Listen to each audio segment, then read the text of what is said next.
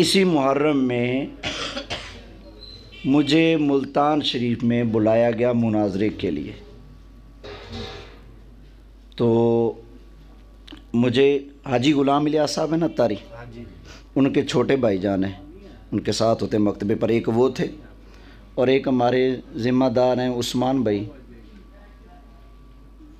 وہ گڑ منڈی میں رہتے ہیں. عثمان جامعہ میں پڑھتے ہیں.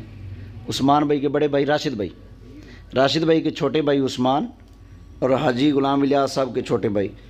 ان دونوں نے مجھے بلایا کہ یہ شیعہ ہمیں تقریباً 8-10 سال سے چیلنج کر رہے ہیں. تو مجھے ان کی صبح صبح کال آئی. میں نے کہا جی آپ نے ٹائم کب رکھا؟ کہتے جی شام دا. میں نے کہا بلا ہوئے، اور ٹائم کوئی پہلے پلے بتاتے ہیں، بندہ تیاری کر کے آتا ہے. لیکن میں نے کہا انہیں کو گھبرانا نہیں، ہم آئیں گے. میں شام کو الحمدللہ پورے ٹائم پر پہنچ گیا. اور ان کا جو مین بندہ تھا جس نے بات کرنی تھی وہ نہیں آیا. اس کے حامی 2-4 بیٹھے ہوئے تھے. میں خیر آ گیا. میں نے کہا جی بات تو اب کرنی پڑے گی، اس کو لے کے آؤ یا تم خود کرو. انہوں نے کہا جی ہم کرتے ہیں. کہتے ہیں جی ہمارے سوال ہیں. میں نے کہا بسم اللہ سوال کرتے جاؤ، جواب لیتے ہو. کہتے ہیں نا جی نا کتابیں لانی پڑیں گی، یہ جواب تو کوئی مولوی دے ہی نہیں سکتا. میں نے کہا تم نے پھر کوئی اور مولوی دیکھے ہوں گے، یہ اعلیٰ حضرت کا نوکر بیٹھا ہے. میں نے کہا بات کرو، انشاءاللہ نگر جواب ملے گا.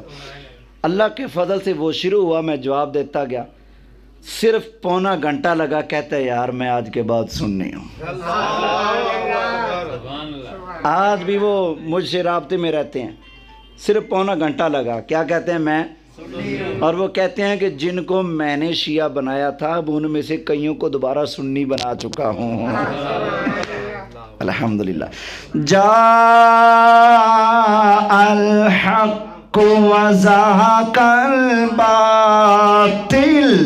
ان الباطل كان زهوقا. یوٹیوب پر میرا چیلنج دنیا کے تمام شیعوں کو دیا ہوا موجود ہے. میں نے کہا تھا تم جو صحابہ کرام کو کافر کہتے ہو اس مسئلے پر قرآن سامنے رکھ کے بیٹھ جاؤ. نہ تمہاری کوئی کتاب رکھیں گے نہ ہماری کوئی کتاب رکھیں گے، صرف رب کی کتاب سامنے رکھیں گے. اگر قرآن تمہاری بولی بولے کہ صحابہ کافر ہیں مجھے اپنے ساتھ لے جانا. اگر قرآن ہماری بولی بولے سارے صحابہ شان والے اور جنتی ہیں پھر بکواس نہ کرنا، صحابہ کا غلام بن جانا. تو آج بھی چیلنج کر رہا ہوں، یہ ویڈیو بن رہی ہے، پوری دنیا میں کوئی بھی شیعہ جو صحابہ کو کافر کہنے والا بات کرنا چاہے تو دن کو بلاؤ دن کو، شام کو بلاؤ شام کو، رات کو بلاؤ رات کو، پاکستان میں بلاؤ پاکستان میں، ایران میں بلاؤ گے ایران میں. اگر کہو گے پنجابی میں تو پنجابی میں، کہو گے اردو میں تو اردو میں، اگر کہو گے عربی میں تو انشاءاللہ عربی میں، اگر کہو گے فارسی میں تو انشاءاللہ ایرانیوں تمہیں بھاگنے نہیں دوں گا. فارسی کے اندر بھی صحابہ کی حقانیت کو بیان کروں گا انشاءاللہ. توجہ ہے؟ ذرا اونچی آواز سے کہو سبحان اللہ. چلو جی اب میں کیا کہوں، اب آپ سوال کریں. بسم اللہ. کوئی اور سوال کرنا ہو؟ ہاں جی ایک منٹ جی سوال کیجیے.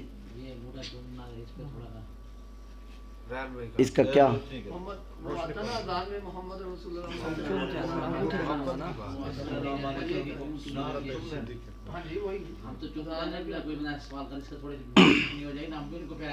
میں آپ کو عرض کر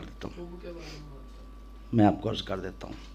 سب سے پہلے اس سے پوچھو کہ یہ چومنا جو ہے کسی بھی چیز کو، یہ ادب اور محبت کی دلیل ہے یا نفرت کی؟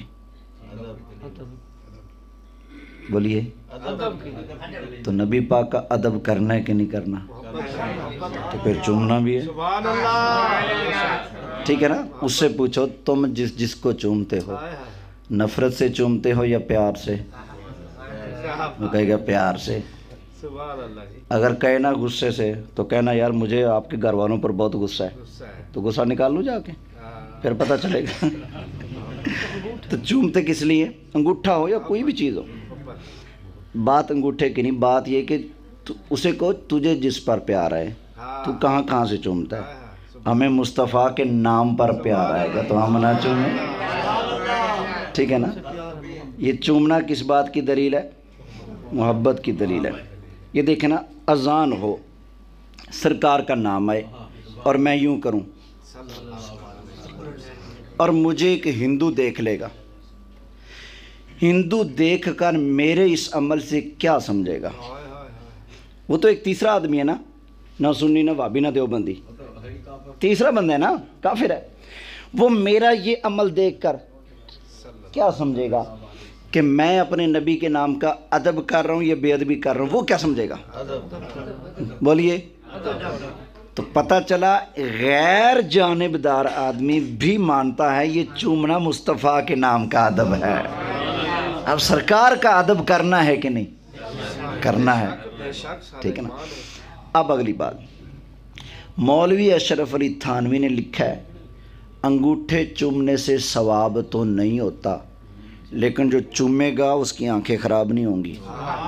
ایک پھر مولوی اشرف علی تھانوی نے یہ بھی حدیث لکھی ہے، بلال رضی اللہ تعالیٰ عنہ سے سرکار نے فرمایا اذان پڑھو، انہوں نے اذان پڑھی، جب سرکار کا نام آیا تو حضرت ابوبکر صدیق نے یوں کیا، تو اذان ختم ہوئی، سرکار نے فرمایا صحابہ کچھ دیکھا؟ آقا جی ہاں۔ کیا؟ آقا آپ کا نام آیا اور صدیق نے چوما ہے۔ تو سرکار نے غلط نہیں فرمایا، فرمایا من فعل مثل ما فعل خلیلی فقد حلت لہ شفاعتی، فرمایا جس نے بھی اذان کے اندر میرا نام سنا، چوم کر آنکھوں سے لگایا، میرے یار کی طرح کیا، میں مصطفیٰ اس کی شفاعت کروں گا۔ تھانوی تو کہتے ہیں نا ثواب نہیں ملے گا، لیکن ان کے ایک اور مفتی صاحب ہیں عبدالشکور لکھنوی فاروقی، ان کی کتاب ہے علم الفقہ، اس کے اندر انہوں نے لکھا ہے اذان میں سرکار کا نام آنے پر چوم کر آنکھوں سے لگانا مستحب ہے، بڑے ثواب کا کام ہے۔